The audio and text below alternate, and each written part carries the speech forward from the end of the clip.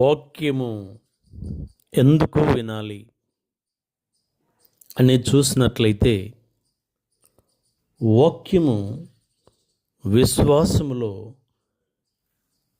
ఎదుగుట కొరకు, విశ్వాసములో బలపట కొరకు వాక్యమును వినవలను అనే సంగతులు రోమాపత్రిక 10:17లో మనం చూస్తున్నాం.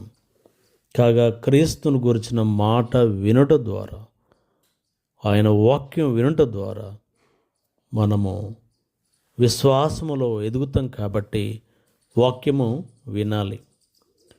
రెండవదిగా, వాక్యం ఎందుకు వినాలంటే, వాక్యము ద్వారా మనకు బుద్ధి కలుగు నిమిత్తమై లేఖనాలు రాయబడి ఉన్నవి కనుక మనకు బుద్ధి కలుగు నిమిత్తమై వాక్యమును వినాలి అని మొదటి కొరింథీయులు 10:11లో మనం చూస్తున్నాం.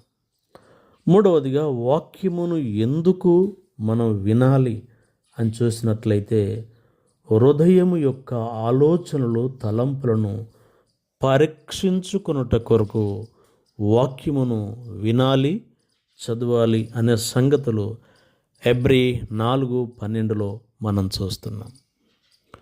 వాక్యం ఎందుకు వినాలి, ఎందుకు చదవాలి అనే సంగతులు మనం చూసినట్లయితే, వాక్యము ద్వారా మనకు మన బ్రతుకులో నెమ్మది కలుగుతుంది కనుక వాక్యం వినాలి, వాక్యం చదవాలి. కీర్తన 119:50లో మనం చూస్తున్నాం.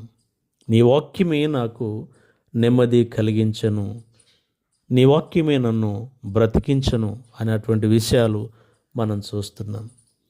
ఐదవదిగా మనం గమనించినట్లయితే, వాక్యము ఎందుకు వినాలి, వాక్యము ఎందుకు చదవాలి అంటే, మరి పాపము చేయకుండానట్లు హృదయములో వాక్యమును ఉంచుకొనుట కొరకు వాక్యమును చదవాలి, వాక్యమును వినాలని 119వ కీర్తన 11లో మనం చూస్తున్నాం.